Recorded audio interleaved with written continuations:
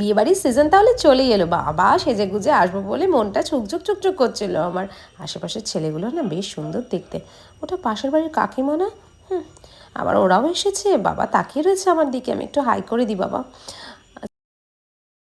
উফ বাবা, আজকে এই বাড়িটা দারুণ কাটলো। এবারে আস্তে আস্তে লেন্স ফেন্স খুলি, বাবা আর ভালো লাগছে না। ও মা গো, আমি তো হাত দিলেই কেমন করছে, আমি তো খুলতে পারছি না, আমি তো কখনো খুলিনি আগে। কি করবো এখন আমি? যা, এটা তো আমি জানলাম না আমি কি করে খুলবো, কি করে খুলি, কি করে খুলি, কি করে খুলি।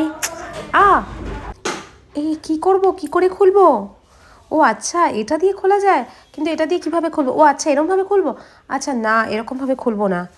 আচ্ছা, এটা দিয়ে আগে ভিজিয়ে নিতে হবে। আচ্ছা সেটা কেন? ও আচ্ছা আচ্ছা, এবার বুঝতে পেরেছি। আসলে সলিউশন দিলে পরে বার্ডসগুলোর কোনো রোয়া চোখের লেন্সের মধ্যে আটকায় না, আর কোনো রকম ইরিটেশনও হয় না। ওফ, আমি যে কি বুদ্ধ, এইটুকুনিও বুঝতে পারিনি।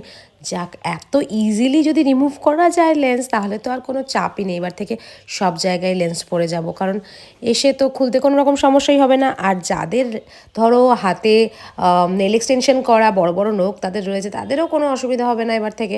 দেখো এরকমভাবে লেন্স খোলা কত ইজি, তোমাদেরও